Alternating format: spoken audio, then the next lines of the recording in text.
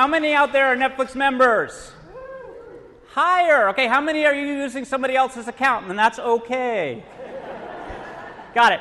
Product leaders in the room. Designers in the room. Engineers in the room. Data people in the room. Business peeps in the room. Marketing peeps in the room. And who here is looking for a new job in product management or product leadership? Really, really high. High. I'm helping you out here. You can even stand up. These are the shy people that are going to get you afterwards because they're looking for something new, right? That's the deal. Okay, so this talk, I grew up in Dorchester, Massachusetts. And so somebody said, hey, Gib, what if you just talk about all the wicked hard decisions? I said, wow, that would be way cool. That's super cool. So I've outgrown my accent. I live in San Francisco in Burlingame. Yael did the background.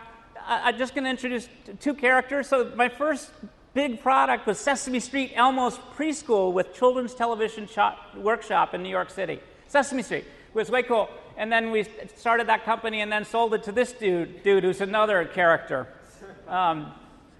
This is Mr. Wonderful, okay? And he really is quite wonderful. All right, so decision making, it is a practiced art, and I'm going to make it wicked easy for you to make decisions today. So I need a little bit of help from the crowd. How many of you have arms? Oh, excellent. What about you guys, the cheap seats? I got my eye on you. Okay, cool. So this is low stakes decision making. You can ask questions, you can heckle, you can do whatever you want. I'm going to jump right into it with the first case, and then I'll back up and tell you what the hell's going on. Who would like to introduce what throttling means in the context of technology? What is it? Okay, Yael, get your mic. You're going to help me out here. So it's purposefully holding back something if it's a network, making it slower than it would be naturally. Good or evil thing? It depends. Oh, okay. So give me a good instance. Let's say you're at a restaurant or not a restaurant, a concert. If you're at a concert and everyone's trying to live stream it, if everyone's live streaming it, the LTE bands are all going to be clogged up, and if there was an emergency, no one will be able to use the phone. Cool. So I'm super proud because this word was invented for me. And generally, when people call me a throttler, they were saying, you suck, Gib. And so what happened, at Netflix in the old days, DVD, we had 50,000 DVDs, new release, and 100,000 people wanted them. So how do we apportion them? What would be a fair system for deciding what 50,000 people get the first disc when 100,000 people want them? Yell it loudly. Randomness. What else? Say it again? Each watch half. Just kidding. What else could we do? Based on where that movie is on their list. Oh, okay. So just to clarify, the question was, could you just where it is on their list? 100,000 people had it number one position in their queue. That's how Americans used to say queue. Okay? So what would be another, besides randomness, how else could we do it? Number one. And it's all number one. Everybody knew number one. First in, first out. Okay, first, whoever put it in the top of their queue first gets it first. What else? Location. Oh, optimized for us. Make sure it gets back to us quickly. Yes? Non-subscribers versus subscribers. Oh, truly evil. Okay, the idea was make it a better experience for the new member. Yes. And a worse one for the old member. Okay? All right, I'll tell you what we did.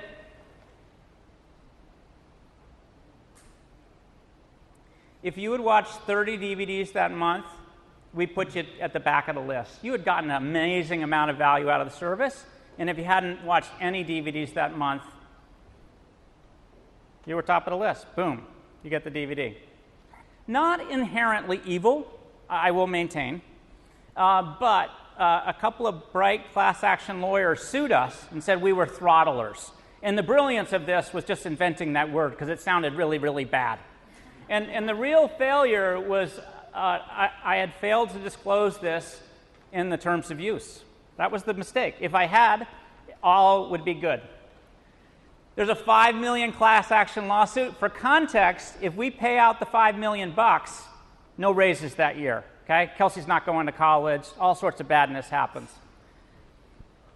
And the question, and this is when I learn a lot about the mood and the style of the room, I want you to think for a moment, would you fight this lawsuit or would you settle? So I'm going to give you the moment to decide if you're going to... Are you a fighter? How many fight? Okay, how many settlers? Okay, and I see some missing arms, so I'm going to do it again. Fighters! Settlers! Oh my God, it's kind of 50-50. Huh. Okay. How much was it to settle? Oh, that's interesting. Well, the presumption here is it would cost us $5 million. Okay? What's your revenue? What's our revenue? Our revenue was $150 million. It felt substantial, yes. Just give them free service for not joining the class? Okay, I'm sorry. The question was, could we just give them free service for not joining the class action lawsuit? Interesting idea, way complicated in the execution. Okay? Okay, so you were a fighter? Yep. I love it. Why are you fighting? Because ultimately the lawyers don't know the actual data in which you're measuring usability. So you could lie in some cases. You could manipulate the data to present your case. They might have one interpretation, right? They're lawyers. You ultimately own it, so you can finagle your way to fight it. Yeah, so we don't know what's going to happen. We didn't do anything evil.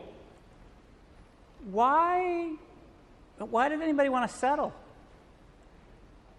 Were you a fighter or settler? I was neither. I don't have enough information. Oh, what information do you want? His point was, I need more information. What kind of data do you need? I think I want to be in your shoes. You want, well... Probably takes a lot of time and effort. Yeah, so one of the tricks about decision making, sometimes you have to just go on intuition and ask yourself what additional data I need and then work to find that data. Okay? So what's the biggest problem with settling a lawsuit? Okay, so the answer was it sets precedent. As soon as you settle with these two bright class action lawyers, everybody and their brother comes after you. And that is a real problem. I was going to say admit fault even if you didn't do anything wrong. Exactly. We did not do anything wrong. Why would we admit fault? So I'm going to tell you what happened. We fought. And we fought really, really hard, and then we settled. Okay? And we fought for the reasons that came up. We had not done anything wrong. We fought for precedence to keep the other lawyers at bay on other cases. And a couple of things happened. It was a longer standing process than we could have imagined. It was a fundamentally higher stakes decision than we thought. We treated it as almost trivial. And for 2 years, if I mentioned the word Netflix to you, the only word in your head was, you bastard throttlers. Okay? That's what it was like. So a huge brand hit for us, and for the first time in our lives, for about a year, our growth flattened. It was a much bigger deal than we expected. So the learning. So first, to know me, I'm not that much into the details, and I learned to have one of my product managers to scrub the terms of use every 2 weeks. Okay? What details have we failed to disclose? The other thing that we learned was in looking at decisions, ask yourself, is this a high stakes or a low stakes decision? And in this case, we treated it as though it was a low stakes decision when it was truly a high stakes. So a big challenge for us. There was a positive effect to this. So this is 2005. We were still a relatively young company. And we asked ourselves, okay, we did this thing. We failed to disclose it. So then we started asking ourselves, are we willing to expose everything, to tell everybody, to be fully transparent, all the business practices? And we said we would. If there was something yicky, then we decided not to do it any longer. So there was something in the early days called blading. It sort of manipulated the data that our partners in Hollywood would see, and we decided that we couldn't disclose that, so we stopped the practice. So oftentimes in startups, like there's this moment as you grow up and you're barely adolescents, but you start asking the question, what would it be to become fully formed adults, or what would it be to become a great company? And these yicky lists exist, and you start whacking your way through them. So I told you I'm going to give you a bit, I got 5 more cases, I'm going to give you a lot more context, but always, always, always ask more questions. So I'm going to give you a brief history of Netflix. I'm going to introduce, I call it consumer science, sort of better living through math and A/B testing. So I've got some more cases, and then I'm going to try to abstract it. What are some principles that will help you to make wicked great decisions going forward? So the history. 1997, I had lunch with Mark Randolph, who's a co-founder. He went into a music store, he bought an audio CD, and he sent it to himself in the mail, and it arrived, and it playable, and it wasn't scratched. And that was the genesis of maybe DVDs by mail could work. And this was the DVD players were just showing up. The company went public in 2002. It had 600,000 subs. And 2002 was a really, really tricky year for Netflix because there was an anthrax scare. And people were afraid to open their mail for fear of that white powder killing them. Okay? And they barely got out, and it worked. In 2007, January, we launched Watch Instantly on the PC. We had 500 really sucky titles. Okay? And most people called it steamy romance. It's the stuff we could get our hands on. By 2013, Netflix was able to make an investment of $100 million on House of Cards. How many have seen House of Cards? Okay, big change from steamy romance, although there is a little. And then this year, Netflix got 100 million subscribers. So a couple of things. Look how many years that is, and look how long it took for Netflix to become the company you know today. The designers in the room? Okay. All startups suck at the beginning. Okay. This is Netflix. For $4, you can magically get a disc delivered to you in the mail, and it'll only take 5 or 6 days. Okay. This is how it started. By 2007, we're kind of working it out. You can see we're selling used discs, the DVD sale, that top tab to the right. We had something called Friends and Community. Does anybody remember Friends on Netflix? It's very dead right now. Didn't work. You can see that Movies You'll Heart, that was the beginning of our personalization effort. I gave Todd Yellen the 4th tab to do anything he wanted. So this is what we look like, and this is what my Netflix site looked like today. It's a cleaner, well-lit place with choices for me. You get a sense of my movie tastes, okay? The good and bad. All right, so most of the decisions at Netflix were not wicked hard because we were able to A/B test most things. So the consumer science, spending time with the consumer in qualitative and focus groups, but not using that data to make a decision, but to help get inside their head. Survey data is what people say, and from time to time you will discover that they lie. They don't always do what they say they will do. Empirical data is just digging in the dirt looking for patterns and usually things to test, and the big dog was A/B testing. So did anybody notice this change recently at Netflix? Okay, you were nodding. What happened? Went from a 5-star rating system to a thumbs up, 5-star rating system to thumbs up, thumbs down. And why do you think that happened? Perhaps because the 5-star rating system was a little too complicated to keep answering over again, and thumbs up, thumbs down. Yeah. And which do you think got more ratings, the 5-star system or the thumbs up, thumbs down system? I would think thumbs up, thumbs down. Correct. And what changed over the years such that thumbs up now are a wonderfully viable idea, whereas in 2005 or 2007 it would have been brain dead stupid? I'm hearing Facebook. And what else happened with Netflix? Huge dimension change. Today, it went from being a US-based company to an international-based company, and those thumbs up and thumbs down. So this increased, the A/B test increased the explicit data, how much you like or dislike stuff, by about 40%, a big deal. Now, a little news flash, how important is explicit data in understanding your tastes? It's variable was the answer, and we know that you say that you're way into documentaries and stuff that'll make me smarter, right, but you might watch some crappy stuff late at night. You just don't have to tell us that, okay? But Netflix knows. All right, so the company strategy, this is the way I thought about it. Number one, get big on DVD.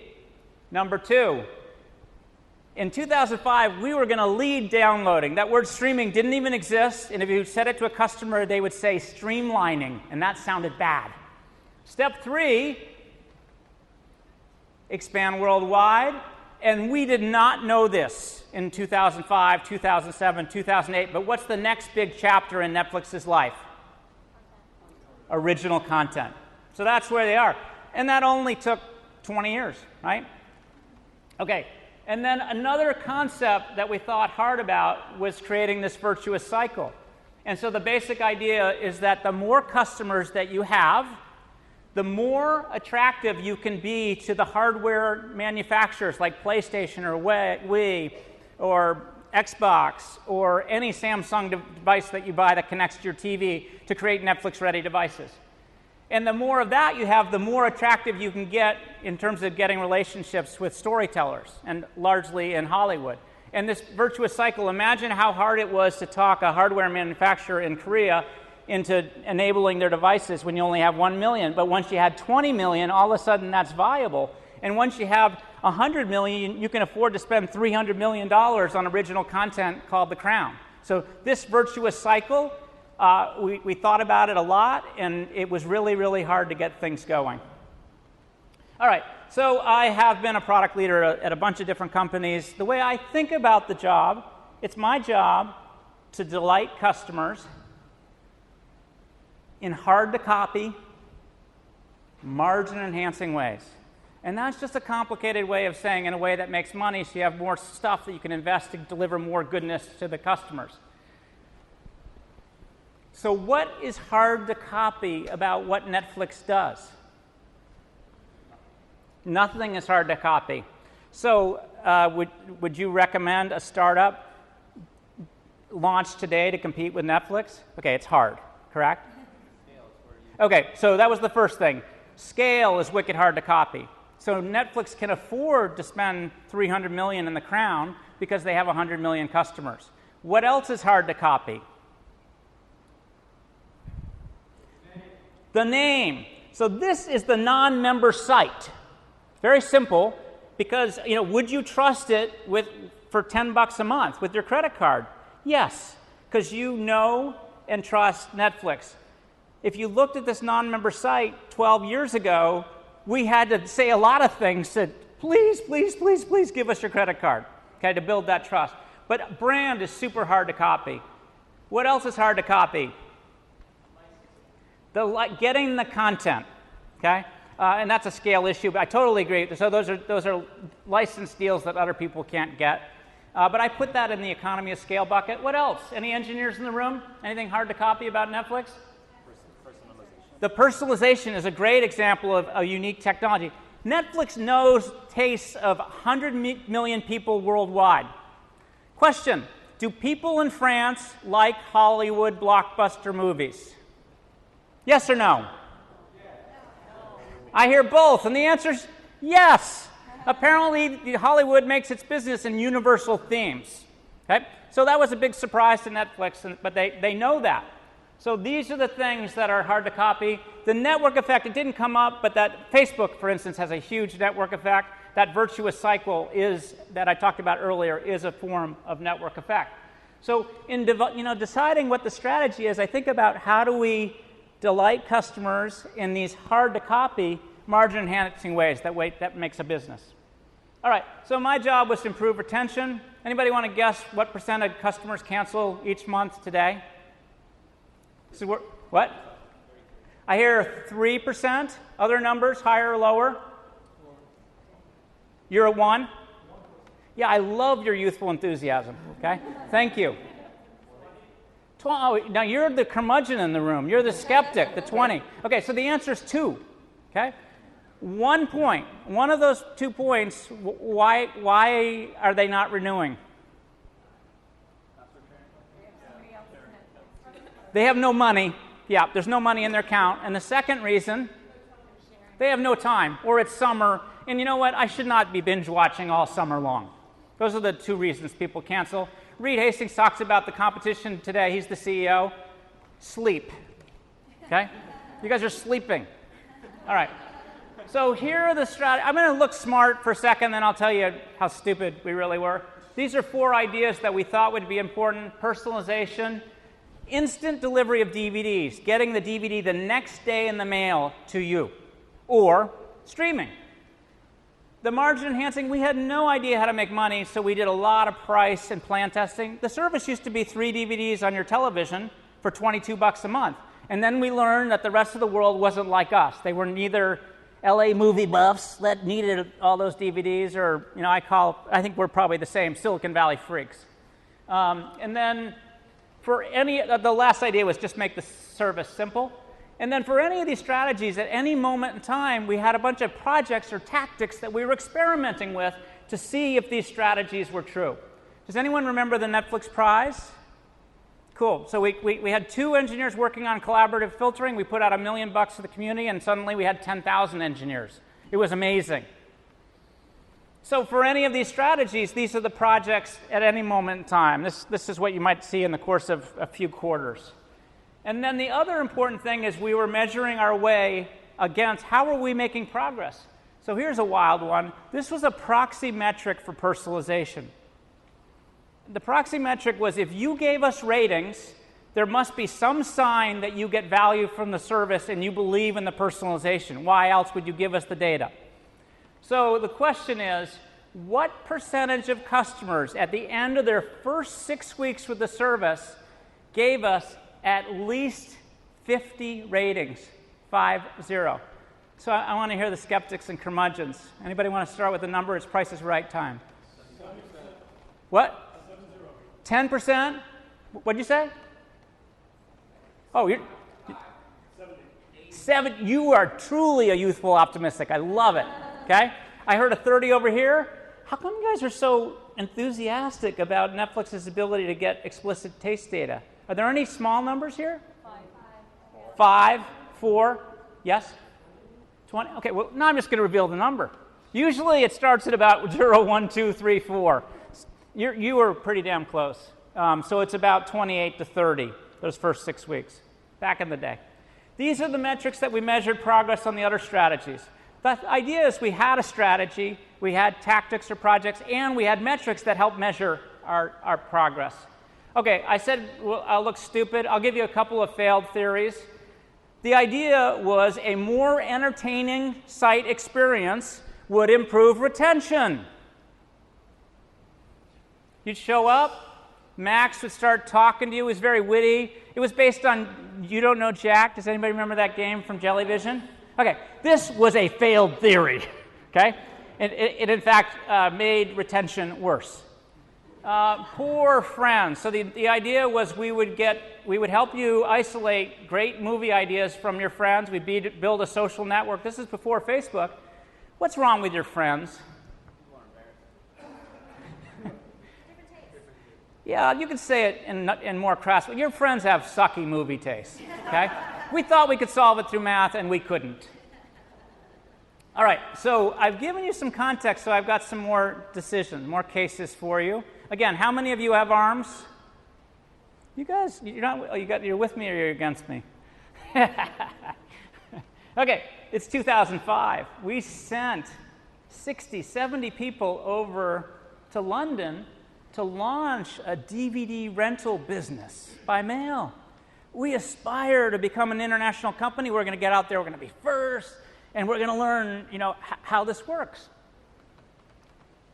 We've invested 18 months, and it's 1 month from launch. And we get the rumor. Amazon is launching a DVD rental business in the US. Now, you have to remember, Netflix was this punk little startup in Los Gatos, and Amazon was it was clear that it was going to be like a world changer, okay? And so the question is, do we launch or not launch? You ready to work, y'all? Okay, let's just do a spot poll. How many are launchers? Cool. And how many are not launchers? What? You're all launchers? Are you going to be a brave non-launcher? So what about Okay. Okay, good. Okay, we're going to create a... Okay. Okay, so I just picked up the vibe that you guys are launchers. Why do you want to launch? Can you sprint over there, Yael? You're a launcher, right? Why do you want to launch? I mean, it's talking to services in the US, but you're tapping into the international market, which I can shy away from if I know very fairly extended years. Got it. Okay, so we aspire to learn about international. They kind of speak the same language, right? We can figure out how to do this. Let's just do it. And the benefit is we're going to learn. Okay. Is there any brave soul in the room who would not launch? Yes, and what's your thinking? Why wouldn't you launch? What? Okay, so it is true what you said. The British mail system is complex, and it will be hard for us to figure out how to execute that same DVD by mail service. Just so you know, we had 50 hubs in the US, and then we had 50 more virtuous hubs. That's how we got, there were magic buses going back and forth. It took Blockbuster like 5 years to figure out how we did it, and by then it was too late. Okay? Okay, you had an idea, a limited launch. What's your thinking? So what I would do is Charlie and the Chocolate Factory. I would have people rent the first DVD, so I'll get their... So I would do it Charlie and the Chocolate Factory style. So I would encourage people to rent one DVD, which gets their contact information and their payment, and then there'd be golden tickets inside some of the DVDs that would give you the ability to join this kind of limited launch program. And what's the benefit of making it limited? It's cool. You make kind of like an X factor. Everyone wants to be a part of it, and only the cool kids are allowed. I got it. Okay, so it's a unique spin. How do you substantially save the marketing dollars? Okay, well, I'm gonna surprise you for a second. We didn't launch. Yes. Excellent question. The question was why? All right. So the first piece of thinking, and you can imagine this was deeply debated. Jessie Tights had moved over. She was the essentially GM of the service. There were about 40 or 50 engineers, people who were totally bummed. Okay? Had to move back, etc. So the first idea is that 18 months of investment doesn't matter forward-looking. So that's ignore the sunk costs. That's why I have a piggy bank underwater. And then the other idea was focus on the long-term strategy. Yes, we wanted to go international, but what kind of movie delivery system were we going to be when we were international? All freaking streaming. And you're right, the complexity of making a mail system work, frankly, anywhere out the US was overly complex. So a little bit, we got like, what the heck were we thinking? Let's get streaming and then expand international. We got ahead of ourselves.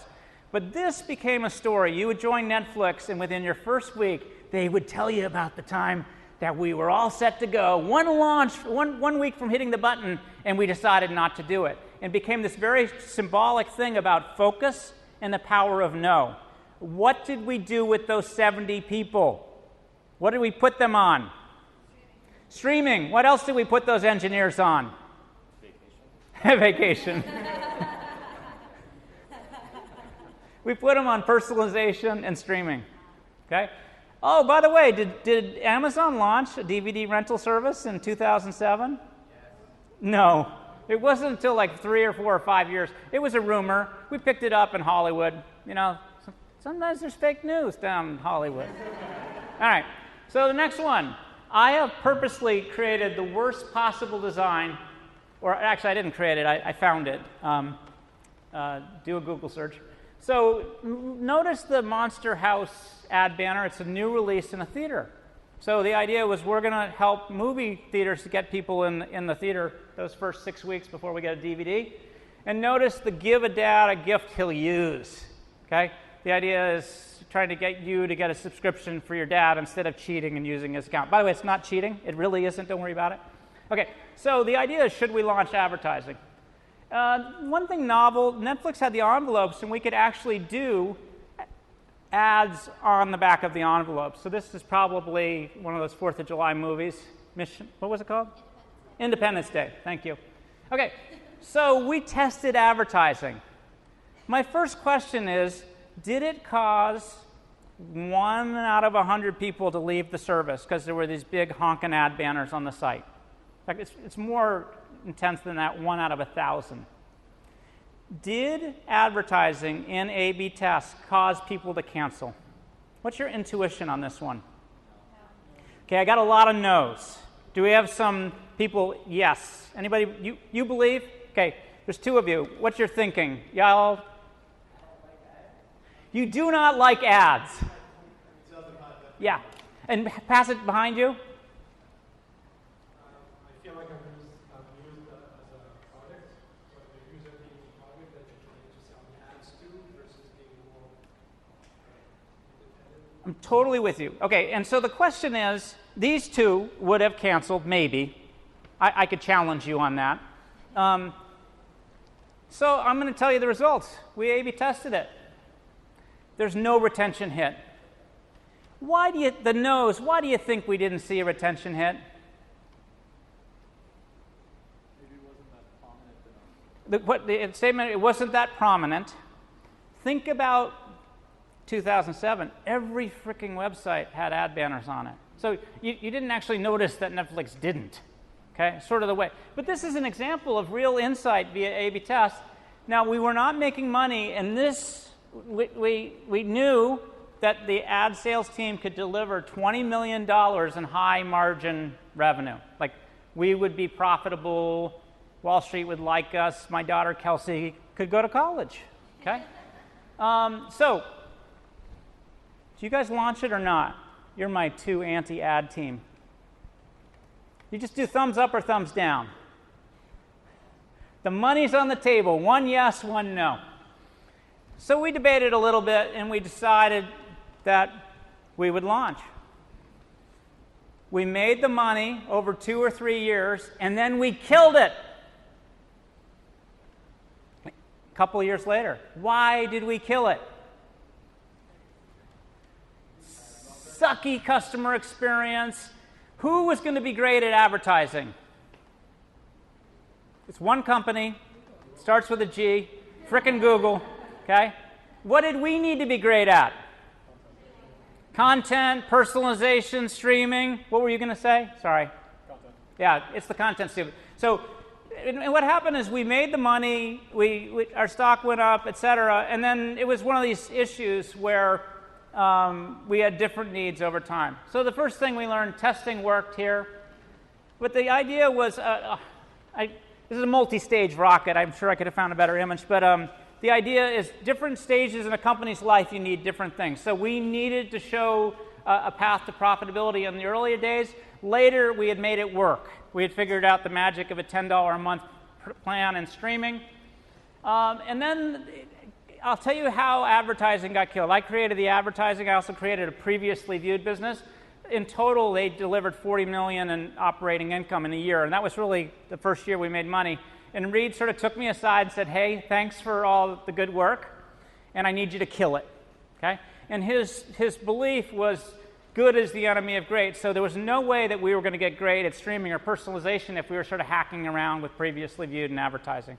And again, this message of focus.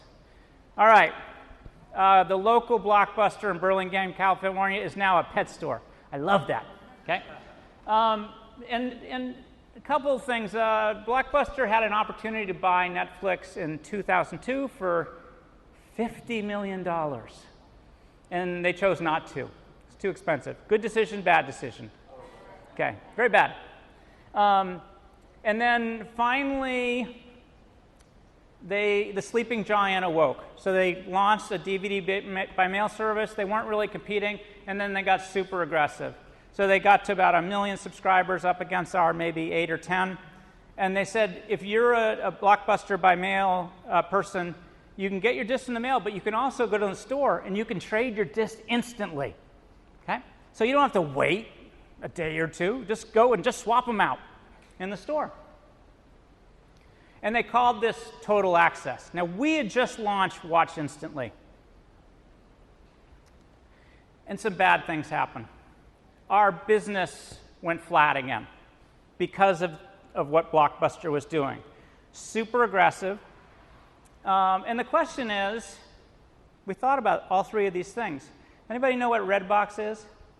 Okay, so Redbox is literally a DVD machine where you can get the new releases instantly, okay? And it had been started by an original team member of Netflix. He said, hey, you want to buy us?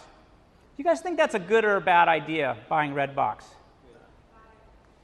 Okay, let me just see the thumbs up or thumbs down.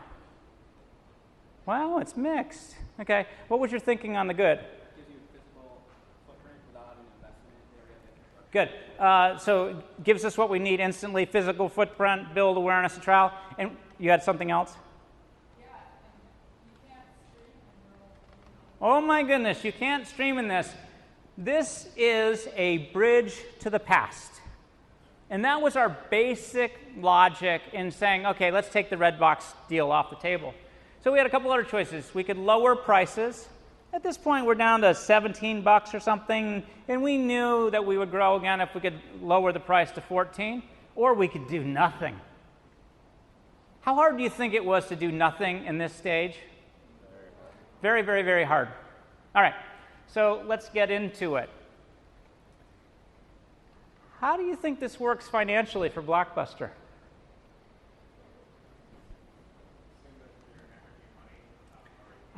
The assumption is they are hemorrhaging money.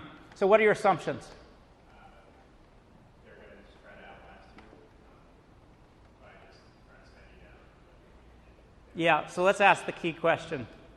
How many discs a month are Blockbuster members enjoying? So just so you know, before this, our customers got 6 discs a month. Their customers got 6 discs a month. And just so you know, a new release costs $3 to send back and forth in the mail. An older title, older than 6 months, only $2. And if it's a year old, it's only $1. They're a new release business. So each additional title is likely an expensive disc. So the question is, how many discs are the Blockbuster folks enjoying? Is it stay at 6 or is it higher? Okay, so some guesses on hires. 9 here. Yell a number. 30. Okay, these Blockbuster, they love movies. Other numbers. 15. Okay, I'm getting big numbers. Is this an answerable question? How could we find out the answer to this question? How many discs are in circulation? Okay, say it again. It's big notch. Corporate spy. Corporate spy. Okay, so I don't know what the corporate spies are called here, but in Silicon Valley, they're called summer interns. Okay? So you give them a yellow pad of paper and a pencil, and they go into a Blockbuster store and they ask, how many discs have you watched this month? Okay?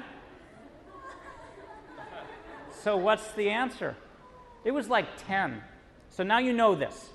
Their service is about $20 for 24. They're spending order of magnitude $45 a month for a service that's going to cost about $20. They're a public company. We look at their balance sheet. My CFO, my business partner, he says, Gib, they will do this for 9 months and then they'll be dead. They'll stop. Okay. How many want to lower prices? How many want to do nothing? Okay, is there a lower price person in the room? What's the problem with lowering prices? you never raise it back. It turns out you can. The answer was you can never raise it back. The other thing is Wall Street looks dimly on eroding margins, and our stock price would tumble. Okay, well, I'll tell you what we did. We did nothing, and Blockbuster stopped in 9 months. Right?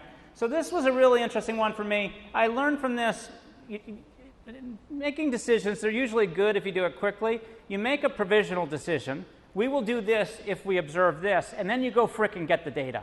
And most of the time, you can get the data. So we said we'll spend about a month evaluating what's going on, what data we need, and then in about a month, we'll make a decision about this. It was very hard to do nothing, but that's what happened. I just gave you the example of provisional decision making. You sort of did it earlier with me. Okay, my intuition is this, but I need this data to verify the decision. And sometimes that happens a month or two later. Find the data. And then on this one, it was focusing on the customers. We were obsessing both over Blockbuster customers, but also the Netflix one.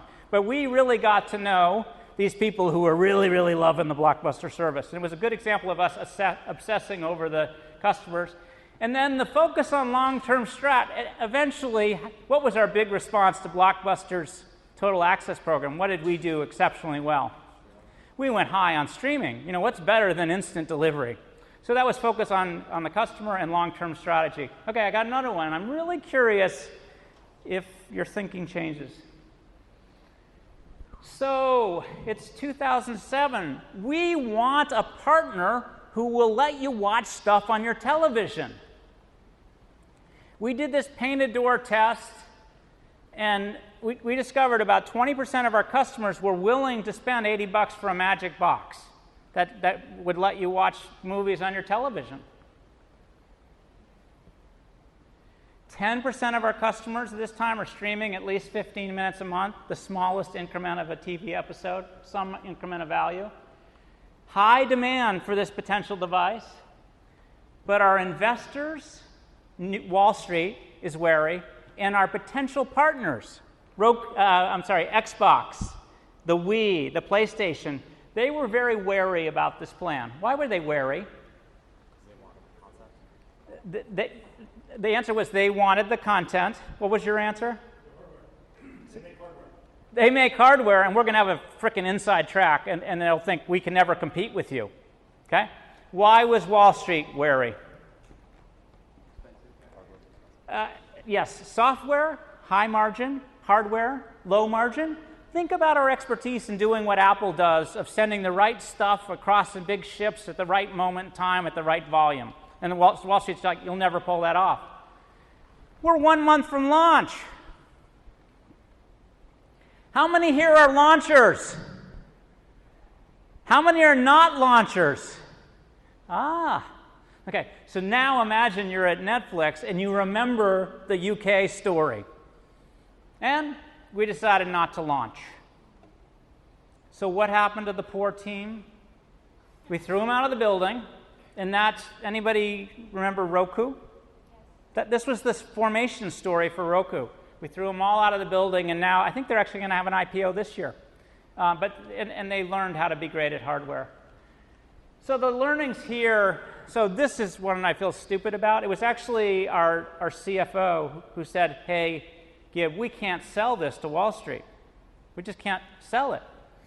And he challenged the plan. Like, you imagine the guts to stop a whole team, 100 people that are a month from launch. So this is, challenge the plans. Something else I learned is be patient strategically. So we knew it was really important to get to the TV, but whether we did it now or 6 or 12 months from now wasn't critical. And then be urgent tactically. We had a number of experiments in play, and one of them worked. We got out on the Xbox. And once we got on the Xbox, we convinced the PlayStation. Once we got on the PlayStation, we got on the Wii. And within about 18 months, we were on 20% television. All right, so here's a current case. What's wrong with this picture? This is what Netflix footprint looks like, with a gaping hole that defines China. Reed Hastings spent a year or two figuring out what should we do in China. They had successfully created original content that they owned, that they could translate almost within a day into 40 different languages. Can anybody verify that this is a home screen for Korea? Anybody? I see some head nodding. Yes? Okay. Thank you. So they had successfully launched in Korea, and so the next step was China. I can't remember which film this is, but it's from China. At this point, Netflix is expert in worldwide taste. They understand all of your tastes. Hint, it doesn't really matter what country you're in. Your gender, your demographics don't matter. These are unique insights.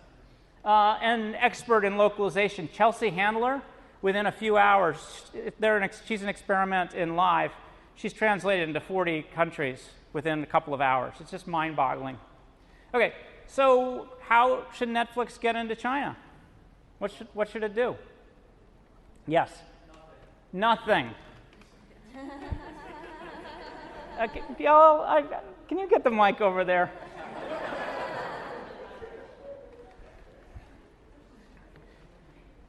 Okay, tell me you're thinking. I don't think you can do anything about it. Okay, tell me why. Because of the government. Okay, so we have this thing called the government. Are there any role models in this area that we can learn from? You're doing great. Just keep going. I mean, everyone else got copied. I don't know if you want to get copied as well. Anybody? How did Google do in China? Google doesn't exist. Google does not exist in China. I would say they did poorly. Okay. Actually, they do Yeah. exist, but people don't use How did Uber do in China? Poorly. Okay, so you're saying do nothing. So you have all this content, you have worldwide rights for every freaking original show that Netflix has ever done. Nobody's going to stop you, and you're going to sit on it and do nothing. Do you have any other solutions for me? Partner with a local. What's that look like? What Uber did with the Chinese, they did a joint venture with the Chinese. They invested in the Chinese transportation. They invested in a Chinese company. You're all getting close. What else could it do? Yes. Original content there, maybe with a partner that they invested in. Okay? But I love the spirit of do nothing. Okay? So this was one of those super hard issues. Wait for the Chinese public to try to circumvent the firewalls. We'll just come to you. No, they don't do that. Okay. My youthful optimist, wait for us to circumvent the great Chinese firewall. Go ahead. They don't do that. I think you can comply. Yes? Just go with whatever content they allow you to show. Okay. Okay, there is a way. Okay, I'll tell you. Anybody else want to throw some ideas on the table? Okay, so this one, it is very current. They chose not to launch and simply did a licensing deal. Very close to what you said. There's the equivalent of a Hulu in China saying, we're going to give you all this stuff, and nobody would know that they're watching Netflix stuff. So very low-risk way to get additional funds to future development and original content. Okay, so the Great Firewall is a very real deal. There are no successful. This is a wicked hard problem. That wasn't very hard. You know, there wasn't much latitude. And in this case, the sort of creative work that we did existed. There are many paths to success. And they finally just said, okay, the best we can do is a licensing deal over time. All right, so this is exciting. 91 Emmy nominations. Okay, who's got more? HBO. Okay, who's got less? ABC, NBC, CBS. And it's game time. HBO is trying to out Netflix before Netflix is out HBO. That's a very complicated concept. Whose stock do you want to own, Netflix or HBO? Netflix, hand high. HBO? It's a drag race. Well, the interesting thing about HBO, if you're in the creative community, you want to work with HBO still. But Netflix is now a strong number 2, which is fascinating. Okay? But thank you for investing in Netflix stock and supporting my child's future. Okay, so this is what Netflix looks like today. It's simple, it's personalized, it's instant everywhere, and there's a lot of original content. And if you notice carefully, it's Kelsey. This is my daughter, and it's personalized for her. You notice she's graduated and she's in Thailand or Vietnam. She's not watching, but Netflix wants her to watch The Crown. And if you notice below, there's lots of female leads, which they think she'll like. All right, so this is Netflix stock. By the way, it takes a long time to do this. What the heck happened here? Quickster. Was that a good decision? No, we'll go over in a second. But look what happened afterwards. Okay? So Quickster, I don't do it. But the idea was, okay, we're going to separate the DVD business and we're going to raise prices. Why are we going to throw all the DVD people out of the building? to focus on, okay? And that's what they did, and it worked out really poorly. So what happened was they had created Quickster DVD envelopes, and they leaked. So before the world knew about it, people began to get the wind, a rumor of this horrendous idea. So Reed and Andy became the CEO of Quickster. Very exciting role. And so this was a rush job, explaining the launch. And by the end of the week, this is what Saturday Night Live did. Okay? So Andy was the CEO of a public company for 1 week, and he was on Saturday Night Live. Andy, what was that like? Not gonna lie, my kids thought it was funny. Okay? And of course, a lot of shit about the name. Okay? The whole evening they kept doing Flickster, they kept changing the name. All right, but they recovered. And this was a self-inflicted mistake that Netflix recovered from just by getting better. Get better at streaming, get more original content, get better at the personalization, all of those things. Uber, self-inflicted mistake. If they keep making it better for us, they could recover too. We will see. All right, so I said I would talk about some decision-making principles. Jeff Bezos. It's amazing. I'll let you read this to yourselves.